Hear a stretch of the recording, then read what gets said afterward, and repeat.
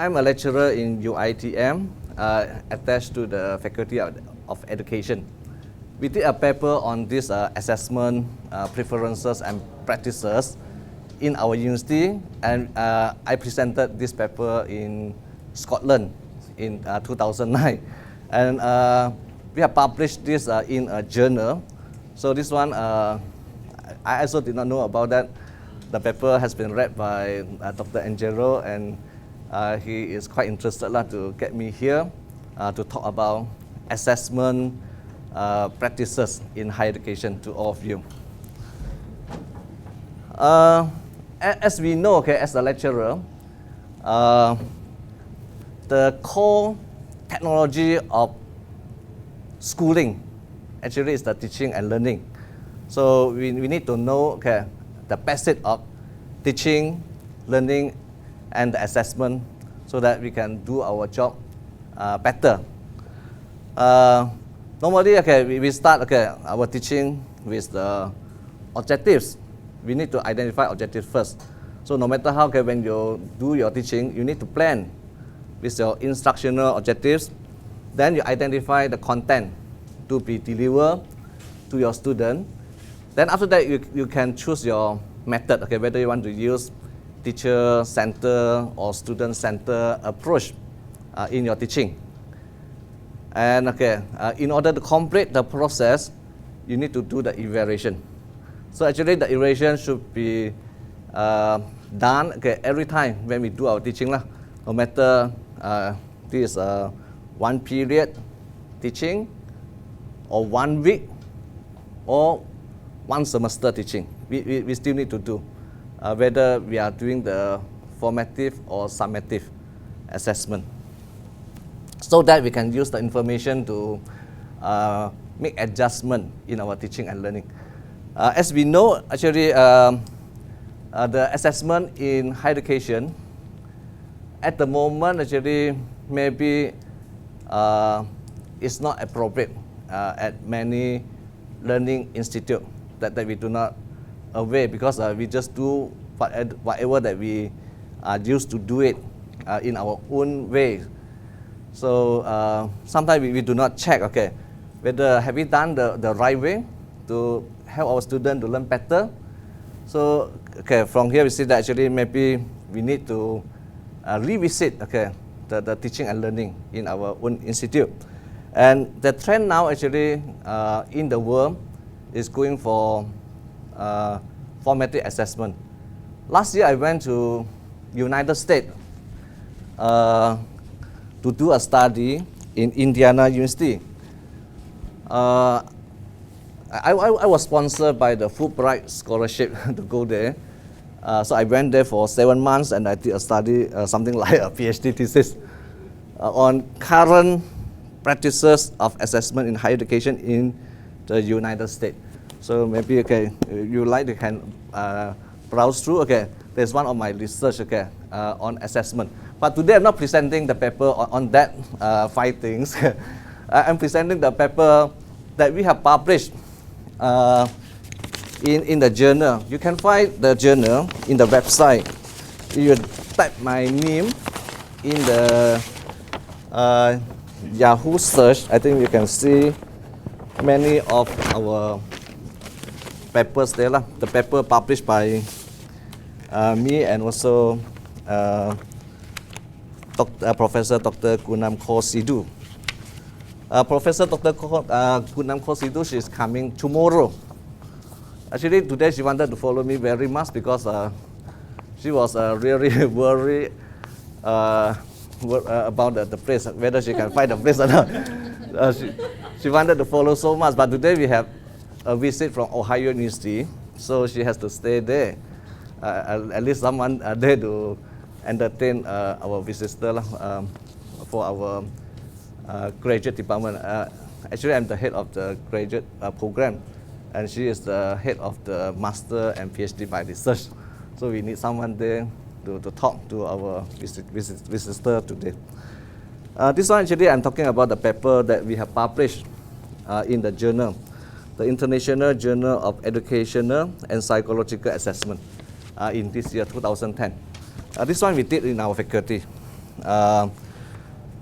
And before I share with you the findings from our paper, I would like to give you some briefing regarding with the basic concept of teaching, learning, and assessment.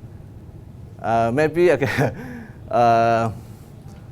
you all have learned this 1,000 times, but I think it's good to refresh our memory together before we go through the discussion of the paper. From the definition here, we can see that teaching actually involves many processes like curriculum, subject method, epistemology. Actually, is the science of knowledge, teaching and learning, and assessment and evaluation. And teaching actually consists of developing ways to help students improve and change their conceptual understanding. So it doesn't matter what approach that we use, whether it is teacher-centered or student-centered, as long as our students they can understand well and can do well, then it is a good method. And we need to strike a balance in between. We cannot say lecture is not good. Actually, lecture is also good, but maybe we need to strike a balance in our teaching process. When I was in the Indiana University, I observed that actually normally they have lecture. Normally they start with lecture, because if we do not have any input for our student, actually it's also not good. We cannot immediately start with student activities without giving them any input. So through my observation, I see that actually a good practice of teaching should have some input from the lecturer. You should give them some input first with the lecture, maybe 1 hour. Then after that, continued by discussion among the students. Then maybe ended with the presentation by the student, and maybe some reflection from the lecturer before you end your session. So actually it's a very simple cycle. If we can do in that way, then the teaching, even though we do not use any teaching aids, but I think it is still very practical and also helpful to our students, because at least they get the input, then they discuss among themselves, and after that they present their understanding of the topic that have been taught to them. So teaching, I think, should follow some simple concept like that. And what does it mean by learning? Actually, learning, normally we need, no matter how, even though we do not like to force our student to memorize, but actually, no matter how, we have to start with memorizing the facts, theories, and the principles in the subject that we teach. If they do not have any information of that discipline, then definitely they cannot go further. They cannot discuss. They cannot analyze. They cannot also do any higher level analysis and so on. So no matter how, they have to memorize some of the factual information first before they can proceed. And after that, they can maybe we can enhance on the understanding and application and so on. And as we know, when we teach, we have to use multiple techniques. Multimodality is a current concept in teaching and learning. If we can use many different teaching aids in our teaching, definitely we can make our students learn better. Because based on these 5 things, we can see that if we just ask them to read, they only can learn 10%. If we ask them to discuss with their friends, they can learn 70%. And if they can present their findings after the discussion, then they can learn 80%. And we can make them become teacher to their friends, then they can even learn more. So from here we can see that autonomous learning is very important. Reflective learning is as important as well. So we have to make our students think and also do whatever that we have taught them, so that they can practice whatever that we want them to learn. So the current trend now actually is the active learning. But when we talk about active learning, sometimes we confuse. We think, okay, if we want to practice active learning, definitely we have to have a lot of games, okay, with our student. If we do not play games, okay, or using any multimedia PowerPoints, then it is not active learning. Actually, active learning can be very simple, as long as we involve them in the process of learning. We engage them in thinking, reading, writing, listening, and so on. Actually, we are practicing the concept of active learning. So active learning can be very simple. And the greater emphasis is placed on student exploration of their own attitudes and values. Okay, we need to let them, okay, find out the answer by themselves. So finding the answer by themselves actually is very important. Can I give you, okay, one exercise on this? Okay, here, okay, you can choose, okay, any 9 numbers from the calendar. Okay, any calendar actually also will do. You can use very old calendar or new calendar of the calendar of this year or next year. Also, we can. Okay, I want you to choose, okay, 9 numbers, okay, in a square. Then you write it down. Okay. Okay. Then, okay, I want to do calculation. So I let you use calculator. And I am not using any calculator. I just want to use mental arithmetic. I want to show you how to get the answer faster than calculator. So can we do that? Okay. So you can just flip to any page. Then you find 9 numbers, okay, in a square. You cannot say, okay, I want to choose like this, cannot, because one number missing here, cannot. Must be 9 numbers lah. Okay, can you choose 9 numbers and just write it on the board? Okay. Then, okay, do you have calculator with you? Or you have handphone, okay, so you can use a handphone, okay, to do calculation. Okay. Okay, choose 9 number and just write it on the board. Folder.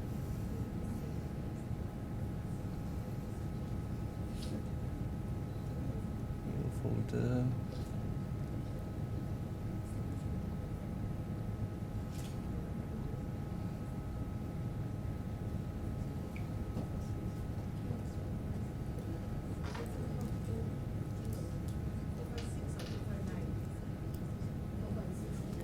Okay, so you have your calculator there, okay? Okay. Okay, total up the number, but I can just write the answer down now, okay? So I have the answer here. So, okay, anyone has the calculator? Can you calculate how much is the total of all the 9 numbers there? 108, okay. Actually, I can calculate in 1 second. So actually, this also involves, okay, thinking. There is a method to do a calculation, okay. Do you want to try? Okay, just find any 9 numbers and write it down, and use a calculator to calculate. Okay, before you start, I can tell you the answer.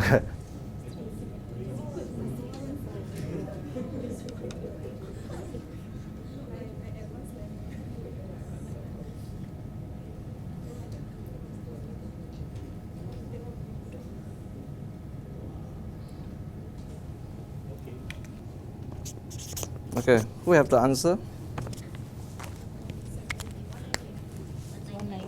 198. Okay. The answer is 198. So how do you do that?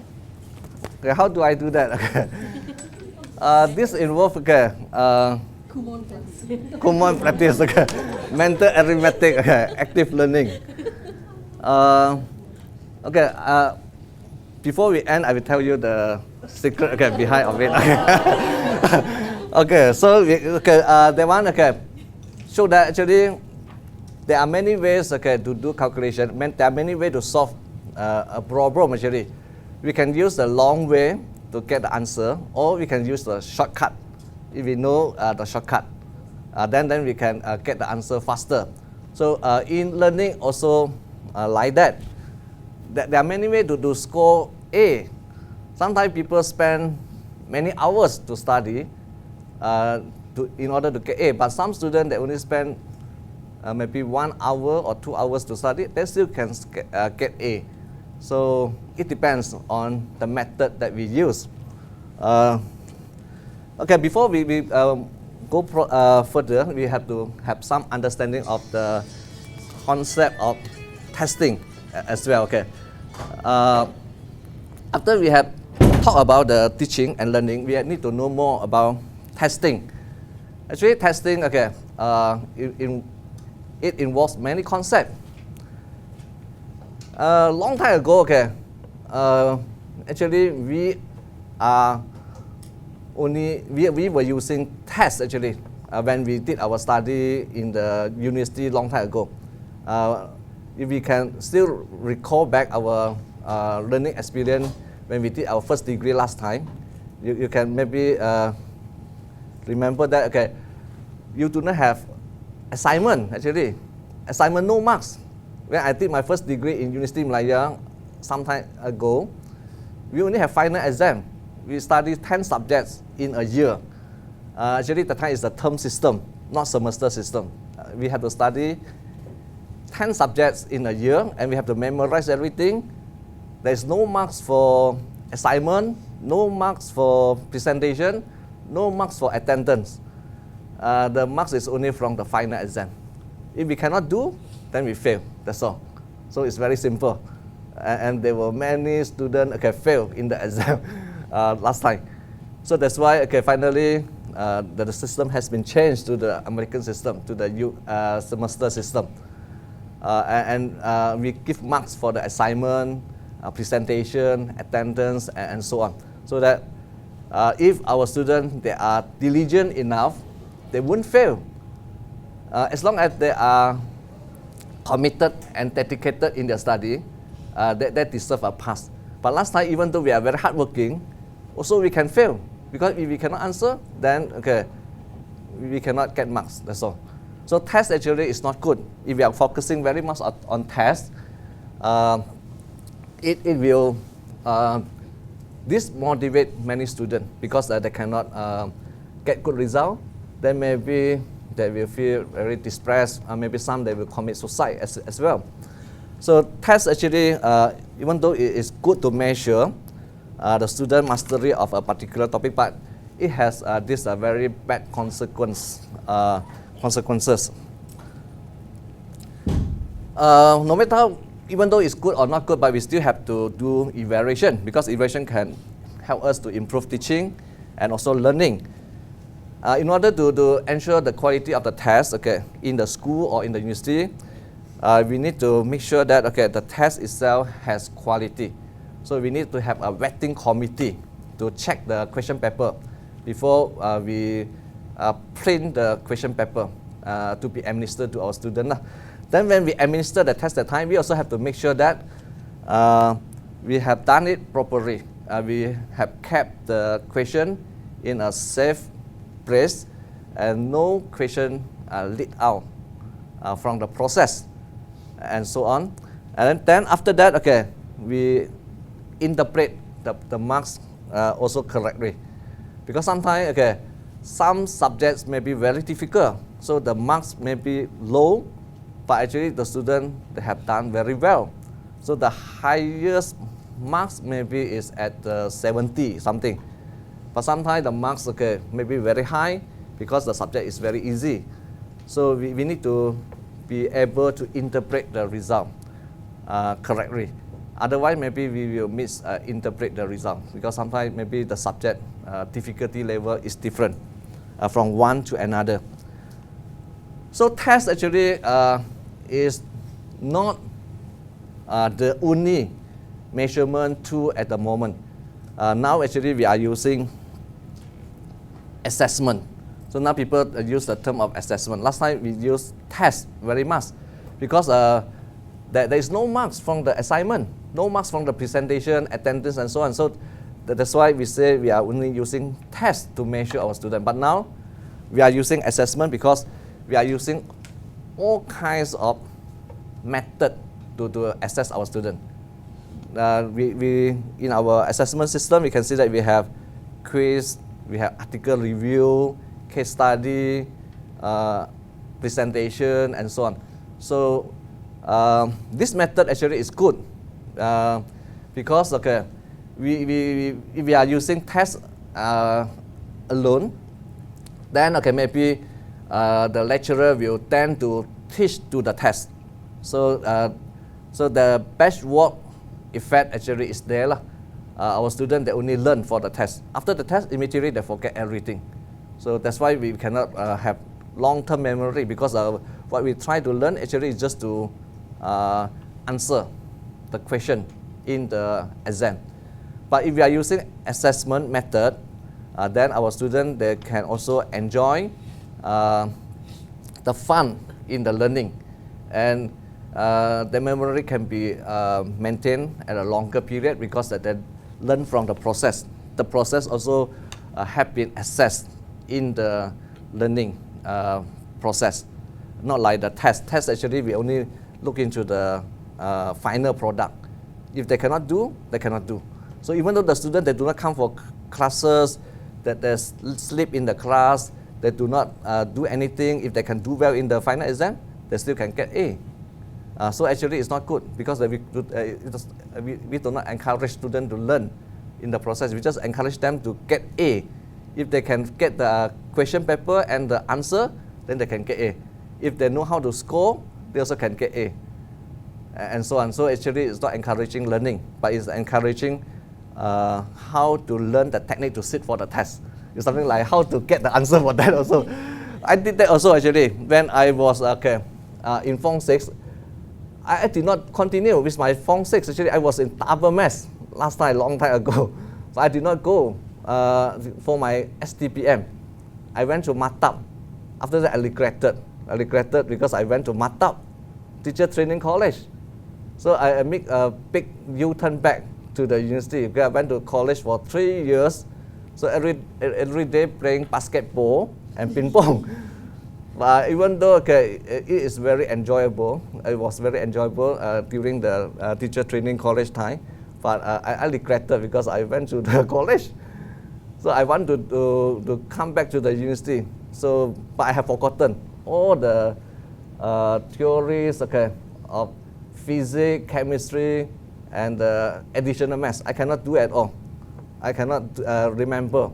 So I have to choose 5 subjects that I can score. When I look through all the papers, I see that I only can do art subject. So I choose to do Mandarin, Malay, the general paper, economic, and so on. I score A also. I score A, B, C, D, E in the first attempt actually. In my first attempt. And at that time I was in the village, in the estate actually. No electricity, no water supply, and no hostel. I stay in the storeroom, so I have to learn by myself. After that I find that I cannot do also, so I went to Kasturi for tuition for 2 months, and they have started with the revision. So they said too late already for you to come in, but I said never mind. Even though they have started with the revision, I still want to sit in. So I sat in, and I sat for the test, and the first attempt I scored A, B, C, D, E. So enough for me to get into University Malaysia that time. So actually I was using the technique to score, where to score, how to identify the question, which one will come out, and so on. So I just do selective reading and learning, and I scored A in my history, B in my Malay paper. So actually good enough because I only spent roughly 2 months to prepare for my STPM, from additional maths, double maths student to art subject. So actually, tests actually sometimes we can prepare ourselves for the test. Even though we do not learn anything, we still can score A. If we know the technique, then actually it's not learning. But assessment involves student in the process. So no matter how, you learn something in the process. test, measurement, assessment, and evaluation, actually, they are all interrelated. So when we do tests, sometimes we have marks, sometimes we do have no marks. Let's say when we are checking student dissertation, the draft submitted, we do not give them marks. We just see, okay, this one not correct, cross out, this one question mark, this one all wrong, then we give them back. No marks inside there. So it's not measurement because we don't do any measurement. But we are also doing assessment. Actually, we are giving them input, but no marks. So assessment can be no marks. If we give marks, then it is measurement and also test as well, and also assessment. And evaluation actually is like that. At the end of the learning process, maybe your student get CGPA 3.98. Then, okay, that one is the evaluation. They get first class honors degree. And they also get the award, maybe from the Chancellor, the Vice Chancellor award and so on. That one is the evaluation. So evaluation means that we give them value. We say that you get first class, you are very good. You can become a tutor, maybe after your graduation. You can join the university as a tutor, then the university also can send you for your master program. Why they can send you? Because the result has given a value for it. Again, we know that you are very good. You can do your study and you deserve, okay, the scholarship or maybe the promotion. And in the university also same. Let's say if you have your doctorate degree, you can get senior lecturer post. Why you can get senior lecturer post? Because you have your PhD. So the PhD actually is also value there because it's a variation.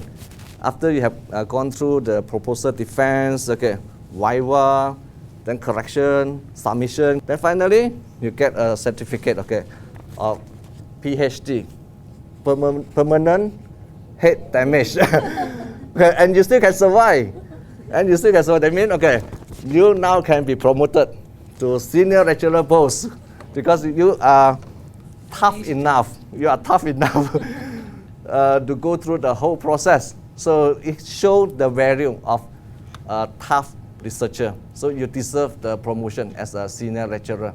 When we are doing assessment, we also have a different concept of assessment. We have formative, summative. Formative is ongoing. Summative is normally at the end. So during the semester, we may have many formative, and we also will have some, maybe one or two big project at the end, summative, to sum up the learning. And okay, we also have the other two concepts of this assessment of norm reference test and criterion reference test. Norm reference test actually is like summative as well, because summative is normally conducted at the end of the learning. It is also norm reference because we try to compare the student performance with the group and also with other groups and so on. So it's norm reference because we are comparing their result. We try to compare the student, okay, in Taylor's maybe and also in INTI college to see which, okay, group of students score higher CGPA in A level or maybe in American degree and so on. So that one is norm reference because we try to compare the final result, the final, okay, summative result. So it's norm reference test. Criterion actually is also formative because it's ongoing. So we want to check whether they have achieved the learning objectives or not. Sometimes no marks given. We just want to see whether they have fulfilled the learning requirement or not. They can do this and can do that. If they can do all these things, that means they have fulfilled all the criteria. So it is criterion reference test. And criterion reference test is always formative. So all the quizzes, projects, presentation are criterion reference. And sometimes we also can use a placement to identify the student, okay, standing before they start the program. diagnostic, okay, to check on the student learning progress from time to time. So like when the ministry first started with the teaching of science and mathematics in English, diagnostic test has been conducted every month in the school for the teacher to identify the learning problems of their student so that they can do something to help the student to learn better. Progress test is like formative as well.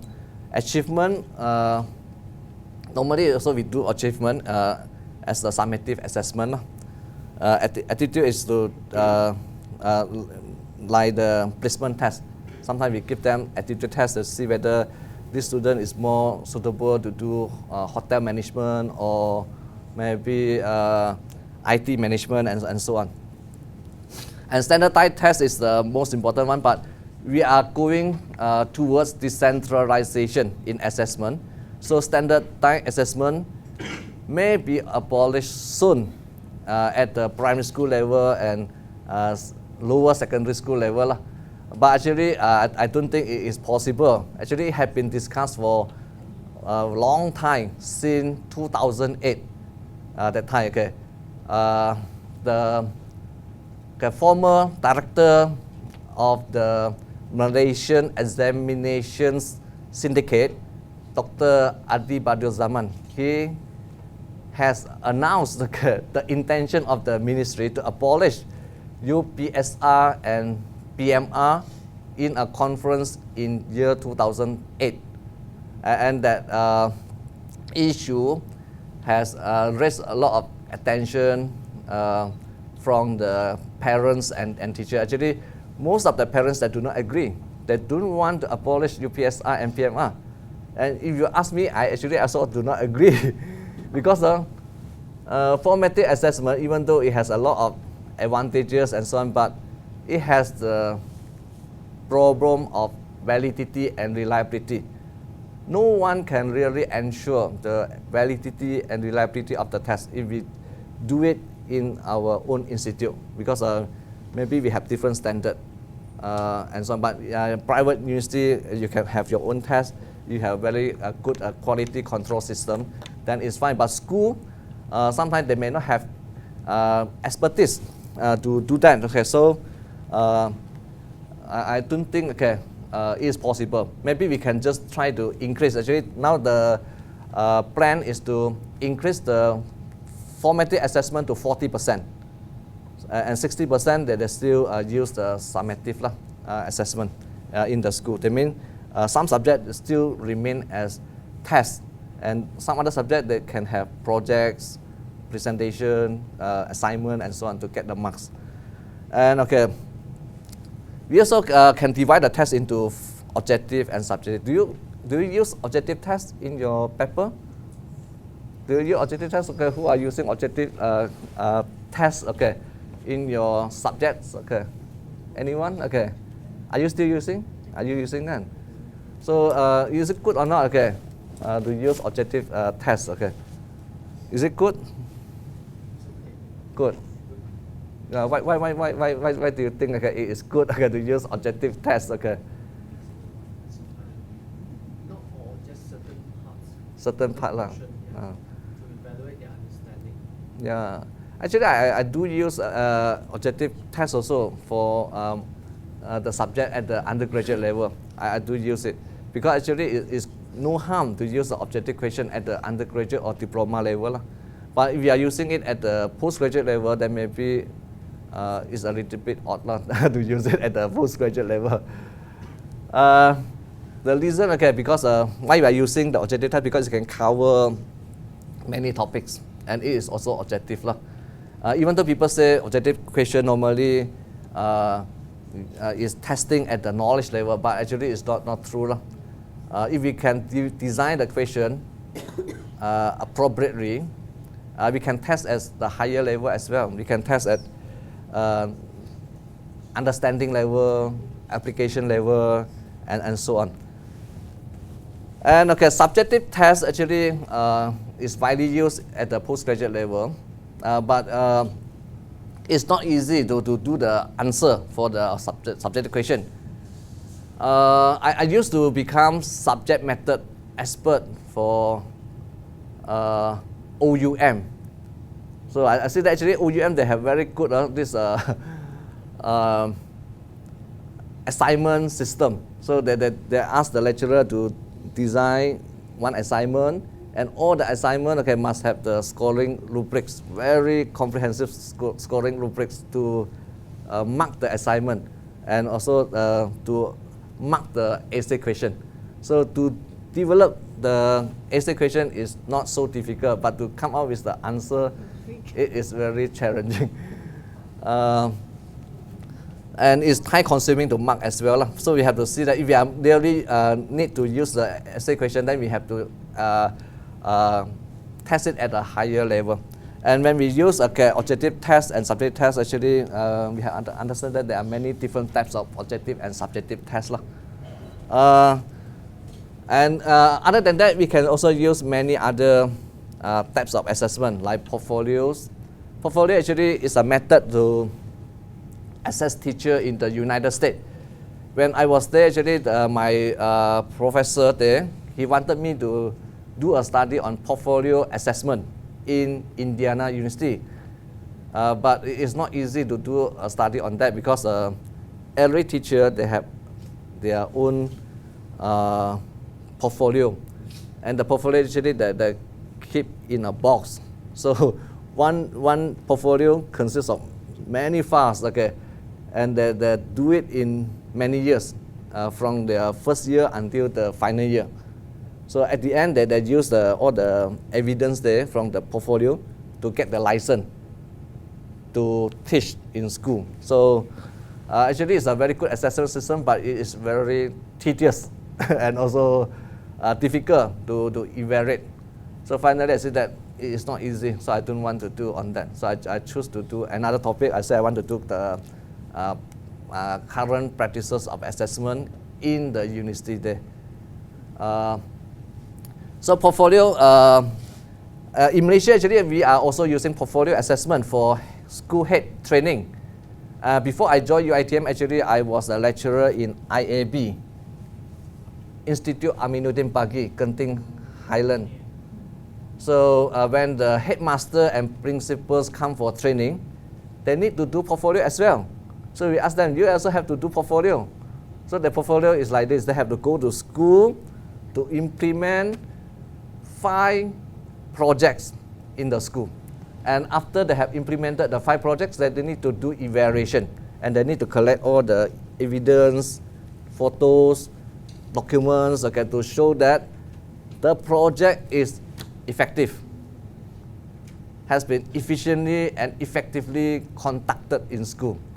So that one actually is a very good assessment of management training. Because for management training, actually, we cannot really measure the management skill from the test. If we give them tests, they score A, then so what?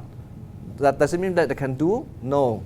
Because when we ask them, you go to school, you try to do something, there, if you can do it, come back, you show all the evidence of the process and so on, then it really shows that you can do, you have the management competency. So portfolio actually is a very good assessment tool for management training. We can also use other methods like peer appraisal, self-report, observation techniques, and so on. No matter how, we find that actually we have to use the Bloom's taxonomy to measure.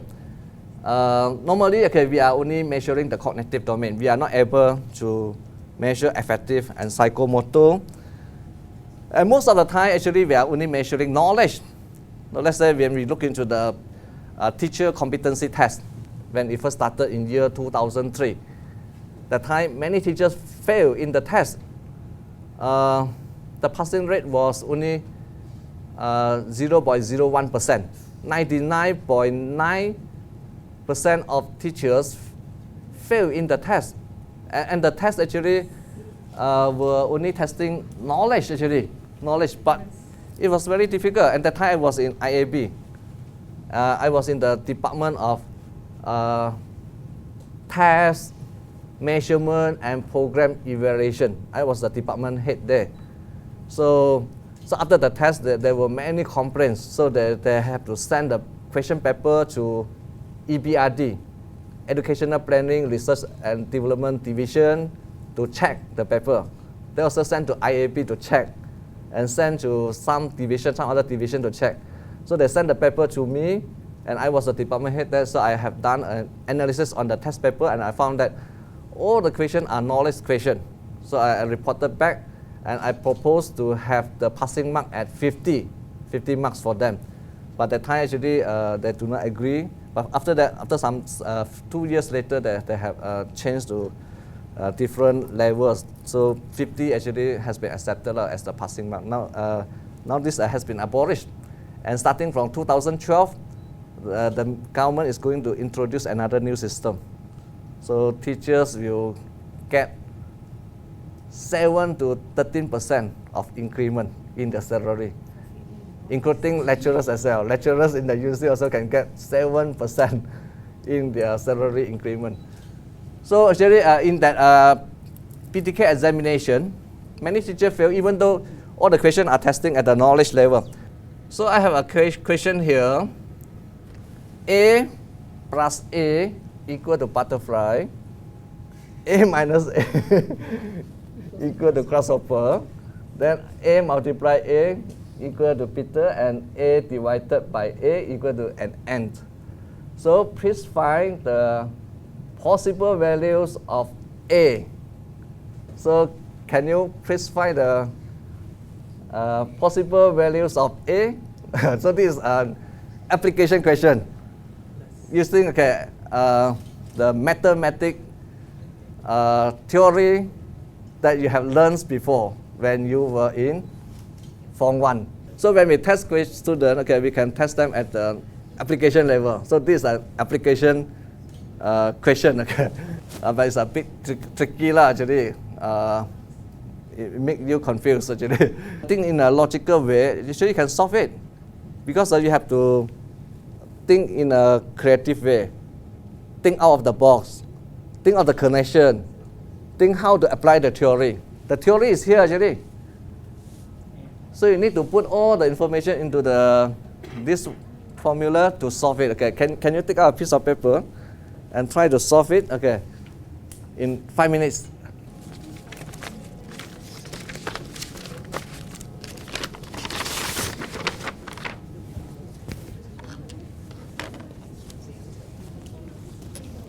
You can solve the problem that I teach you how to get the answer.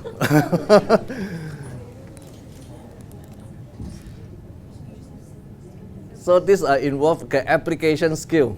So it's not only knowledge, not only understanding, but it involves application as well. You have to put the thing together. All the information. Don't confuse by the pictures. You put it into the formula, then you can get the answer. So who want to solve it? On the board here. Actually, this also involves the concept of constructivism. We ask the student to construct the answer by themselves. Then we test them. After they have tried many times, we teach them how to solve it. Then they can understand better. So who want to solve the question for that? Yeah. Okay. Good. Half an year. Do have the master. Okay. So is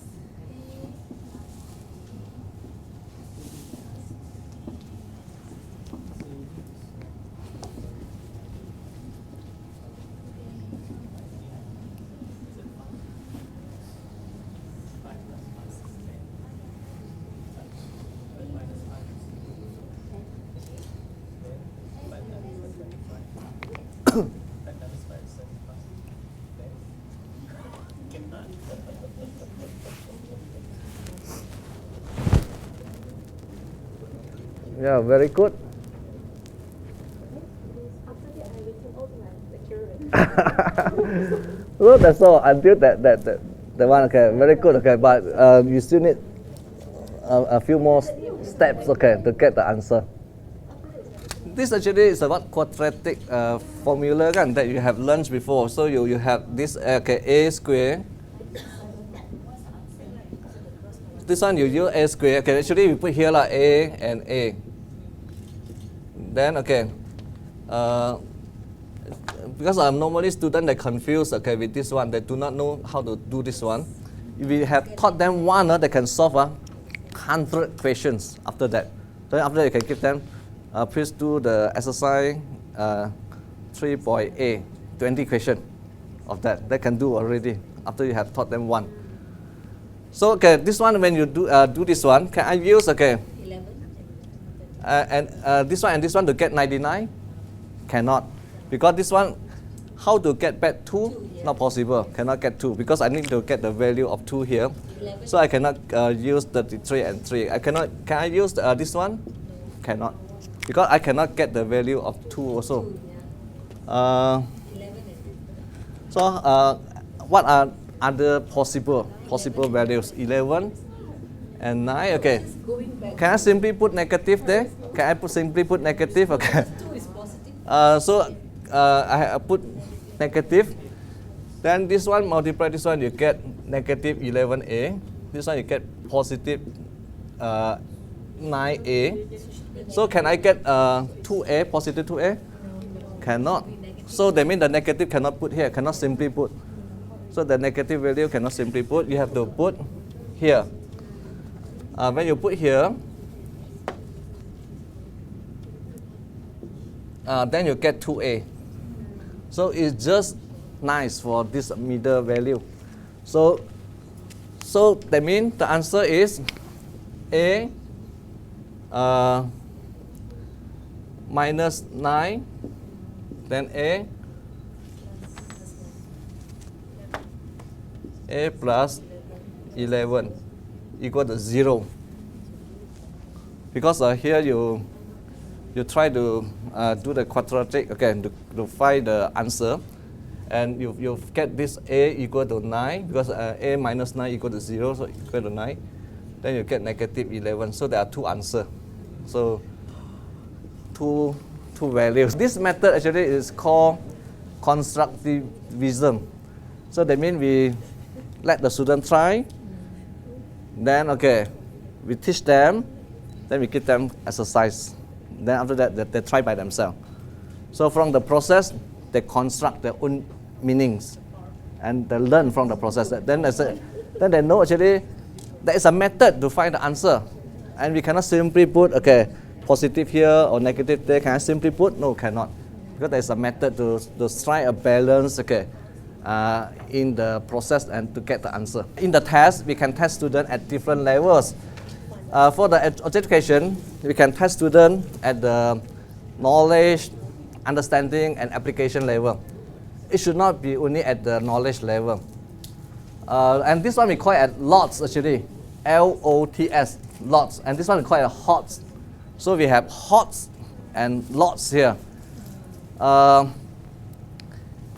Even though it's good to test all the taxonomy, but it is not possible to do in a test because the objective test has its limitation, and because of its nature of the objective question, it is only possible to test very well at the knowledge, application, and comprehension level.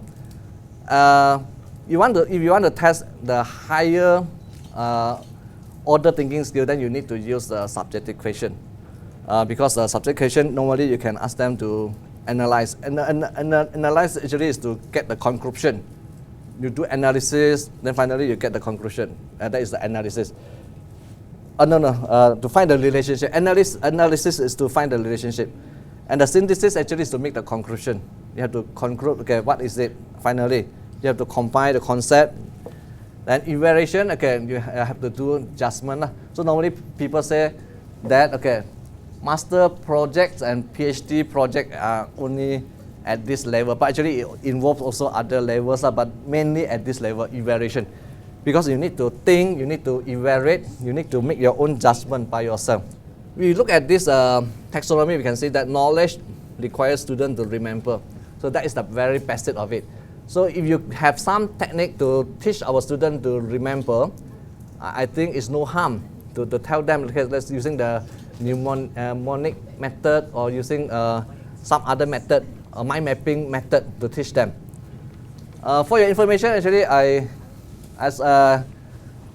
know Tony. Do you know Tony Busen? Tony Busen, the master, the guru of mind mapping. Mind mapping. Recently, Tony Busen wanted to do his PhD. Tony Busen, actually, he is very famous, but he did not have his PhD degree. And recently, he wanted to do his PhD degree. And he wanted to do under one lecturer in UiTM, and also me. So it's a big surprise to me. One day I was called by the Vice Chancellor to go for a meeting, so I went for the meeting. Then I was told that Tony Busen wanted to do his PhD under you.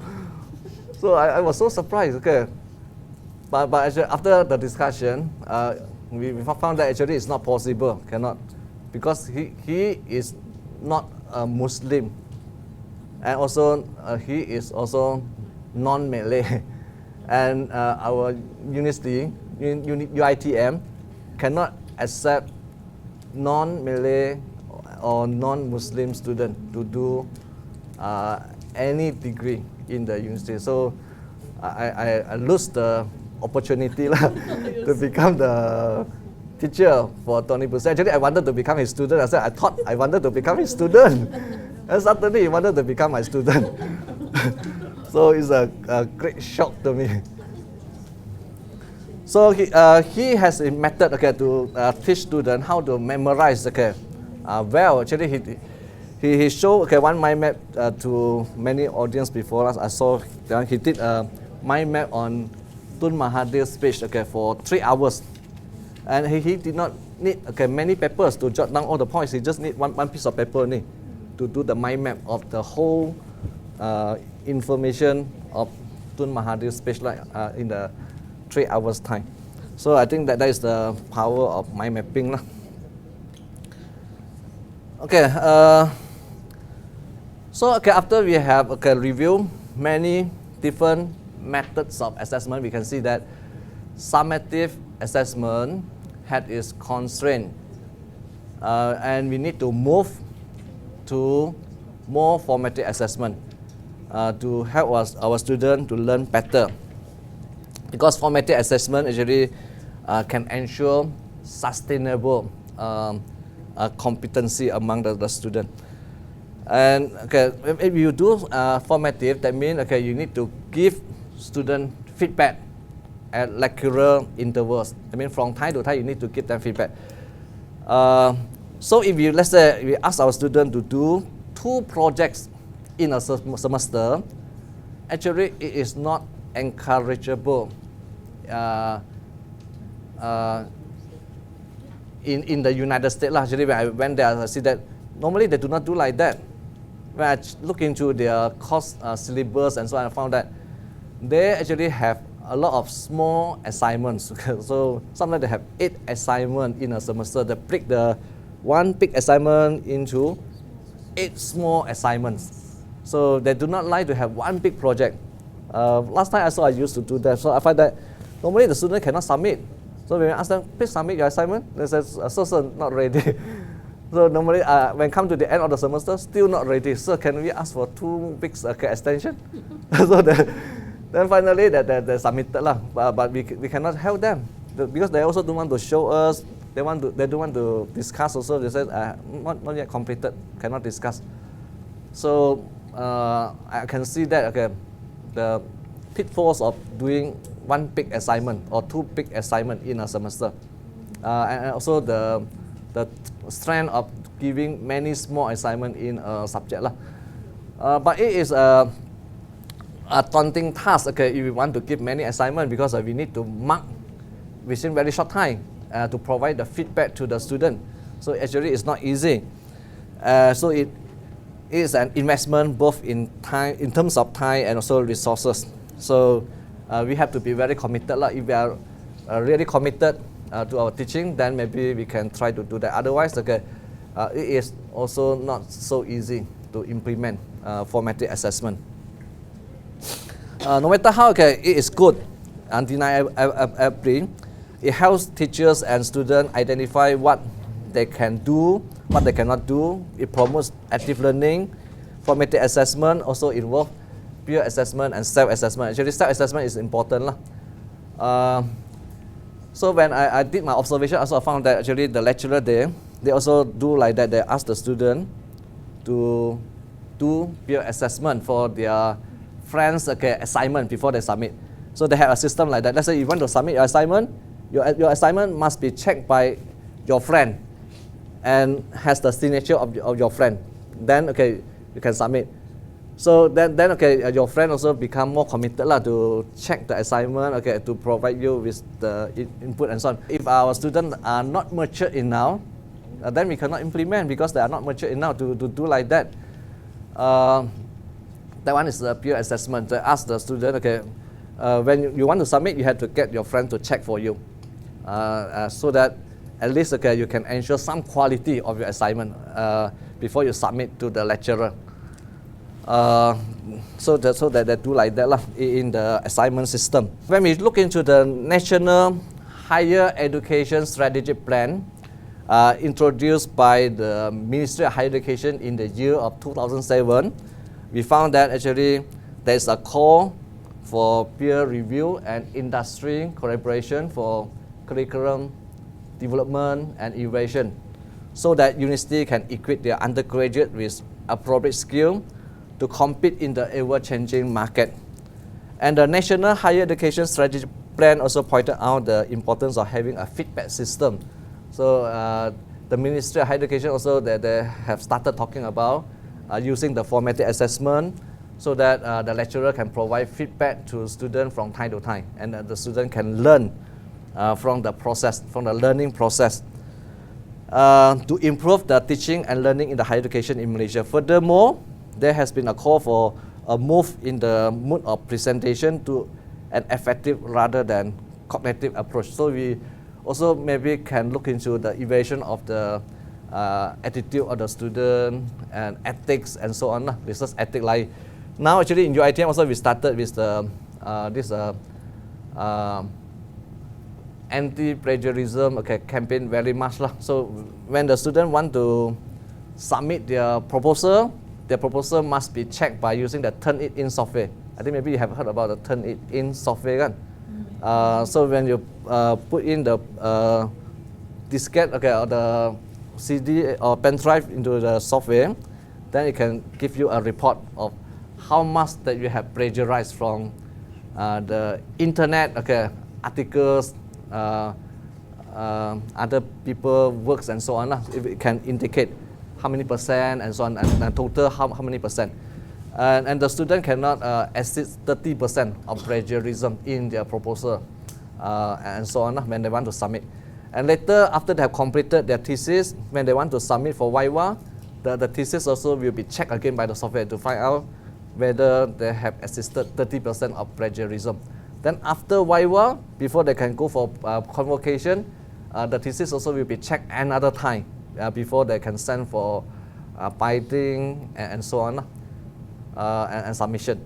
So the software actually has a limitation because the software actually using some technology to see the overlapping between your work and the existing work in the system. If the work has not been published in the website, so it's not detectable. So sometimes we cannot see also. And sometimes if you have submitted the software, your paper in the website, and you also put your thing again in your paper, it also will show the plagiarism. So if you show the plagiarism of yourself on your own paper and so on. And sometimes you submit the paper one time, then you submit again your proposal. If you have not deleted the database in the system, it also will show the plagiarism. So it has its limitation. But no matter how, it is a very effective tool for to help lecturer to detect plagiarism at the moment. Because if you are using manpower to check one by one, even though maybe the lecturer know better, but we have the limitation of time and resources and so on. So it's not possible for us to browse through one by one. Okay, because every time when we have a submission, we have something like 50 theses submitted at one time. So how to check the plagiarism one by one? I don't think it is easy. So we need a software to help us to do that. So I want to share with you some of our findings on this assessment preferences and practices in Malaysian higher education that we did in our own faculty. And after that, we published this paper in this International Journal of Educational Assessment and Psychological Assessment in 2011. Actually, quite new August 2011.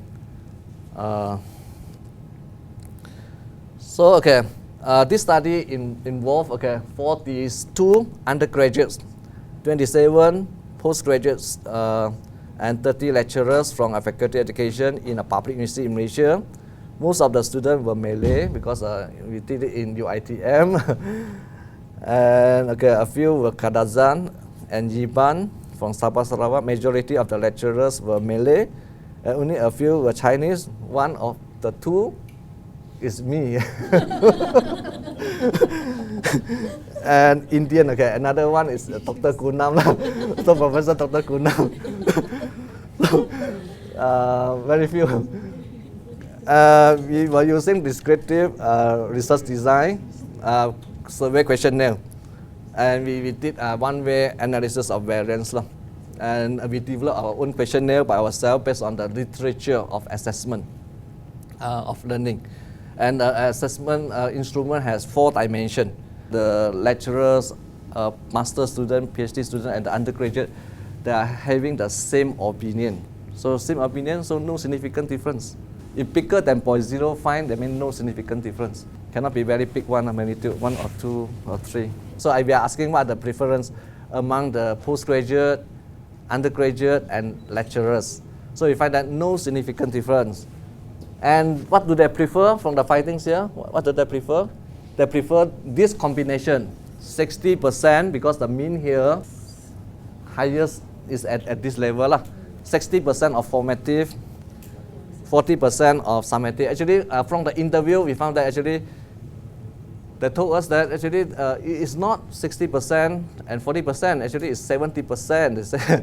So interview data and the survey data is contradicting, but actually it's okay. From there we get some input, because when we interview them, they said no.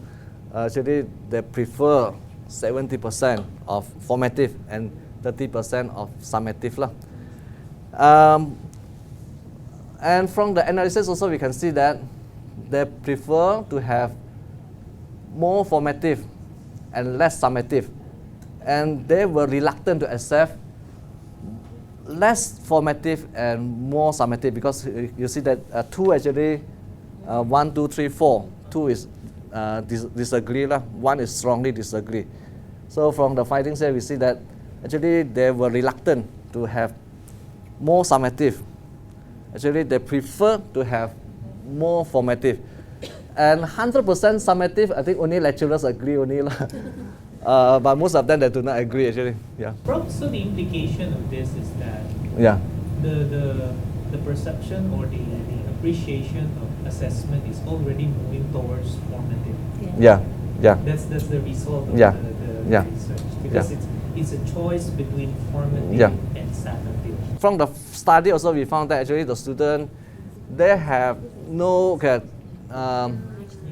decision-making power to choose their assessment practice in their own learning, but they have their preferences. So actually, these are their preferences. We can see that if 100% formative also, I think nobody like to have it also. 100% summative also, nobody like it, because they feel that if all final exam, that one actually is the old system. Like last time when we did our first degree in the university, that time actually when we come to the final exam, that time we cannot sleep, cannot eat, and so on, because we worry so much. If we fail, then we have to repeat. If we fail again, then we have to balik kampung, cannot continue anymore. The most preferred assessment combination is the 60% formative and 40% summative lah. Because actually from the mean we can see that it's the fourth option, the fourth approximate the fourth option lah. Because we let them choose from the option. And in terms of the alternative assessment, most of them that agree to have this alternative assessment by having the supportive materials. So that they like to have, let's say, assignment. Then they must have the guidelines. If we can give them the scoring rubrics, even better. So I see that actually OUM is doing that. OUM actually when we look into the master program also, they are still using 50% for assignment, 50% for final exam. So many students they complain, they say, hey, why still have so much of final exam? But there's a system there. But recently they are changing actually. I used to become subject matter expert for OUM, so I see that when we develop the assignment and the final exam question, actually they have given a lot of marks for the final exam, 50 marks. UPSI is also like that, University Pendidikan Sultan Idris, because I also invited to help this University Pendidikan Sultan Idris to do curriculum review for the master program of testing, measurement and evaluation in the university. So when we have the discussion that time, I see that they have so much mark for the final exam, 50 marks. So I also asked them why we cannot reduce to 30% or 20%. But the argument is they still believe of test in the master program of testing and measurement. They said this is a master of testing and measurement. So we should have a lot of marks for the test itself. Otherwise it's not valid, because we cannot really measure the knowledge of the student in the test. If you just give them a lot of this assignment, presentation and so on. Supporting materials actually is important for the alternative assessment if we give them tests. And when we ask them, do you want to have computerized tests? Only undergraduate students would like to have it. I think it's not easy. Let's say if you have set for TOEFL, IELTS, online test before, then you know that actually it is quite challenging to sit for the online test, because you cannot go back. You have to move forward. You cannot recall and so on. Actually, sometimes you have to answer no matter how on the spot. The time is running, so a lot of tension during the test. When I went to United States also, I was asked to sit for a test before I can do my research there in the Indiana University. So the test actually is online test and I need to read 11 modules of research, ethics, practices in the United States before I can sit for the test. And I need to get 80 marks to qualify myself as a researcher in the university. So it's a lot of tension, because when the test started, you cannot say, okay, stop, I want to find the answer. I can't find the answer at the moment. So actually it's quite challenging. So from here you can see that the postgraduate student and the lecturer actually they do not prefer computerized tests. But undergraduate is okay, because they are younger and they are more computer literate than their seniors. And take-home tests actually also not widely accepted by the postgraduate and lecturer, because they are still skeptical of the reliability of the take-home test and open book test. But actually open book test is okay for master and PhD student. Actually it's no harm to have open book test. Last time when I was in IAB, every time when we have tests for our Guru Besar and Pengetua, headmaster and principals, they always ask for open book test. So can we have open book test? So because they are all school heads, so I say never mind open book test so we can have open book test. Because we are testing them at the higher level, so actually can open book. So like law subject, never mind, you can take out your all the law textbook, the statute, act, whatever books, that you can refer to do your test. It's okay, because all the books are only as your references. So you have to write at the higher level. So it's okay if we give them tests at that level lah. For our master student, actually also we used to give them open book tests because we are something like testing them to write an essay. So actually I said no harm because you want to make many references, no harm. Bring your textbook, bring everything there, then you do your essay in the 2 hours time. But for undergraduate, maybe I think it is not appropriate lah. And how about the assessment by lecturers, students, and so on? Actually, from here we can see that most of them they still prefer to have the assessment by the lecturer, and very seldom of them that they can accept the assessment by the peers and also their by themselves lah, because they see that maybe they are still not quite competent to do the assessment by themselves.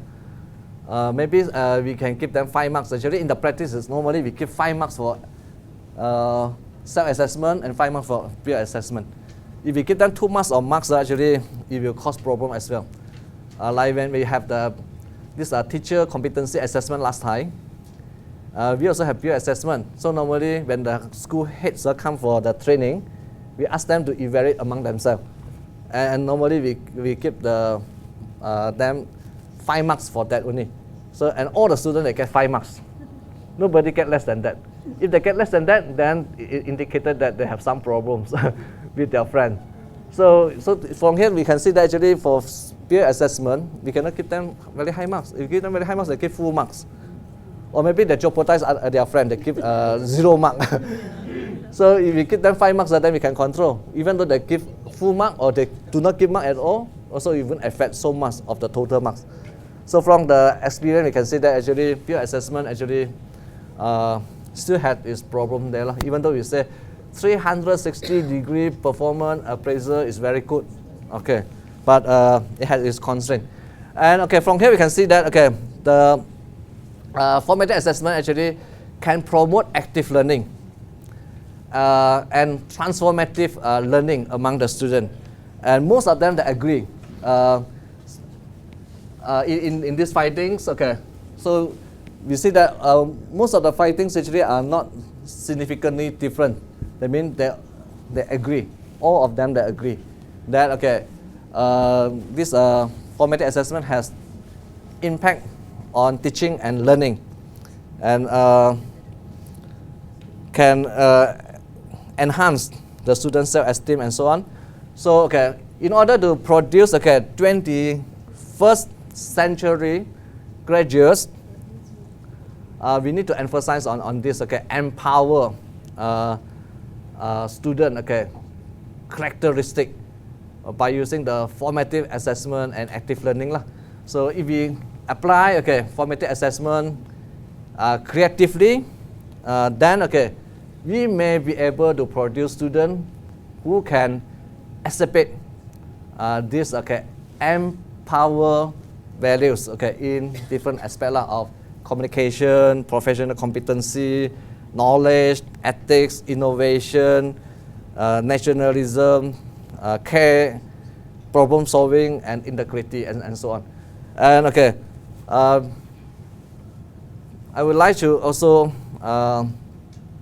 to summarize okay the whole concept of assessment like this. Okay, assessment must capitalize on advance in technology. So we need to use technology no matter how, even though some they have phobia, but when we're moving forward, okay, we need to use the technology as well. Let's say YouTube, okay, can be integrated into your teaching and learning. Multimedia, PowerPoint, internet, Twitter, all this can be used also for teaching and learning. And assessment is a contextualized social activity. So if possible, we can also apply self-assessment, peer assessment, and so on. And assessment must serve teaching and learning. So formative definitely is the right choice for the enhancement of teaching and learning in the higher education. Thank you. Yeah. Thank you. Yeah, thank you very much. Okay. Yeah. Okay.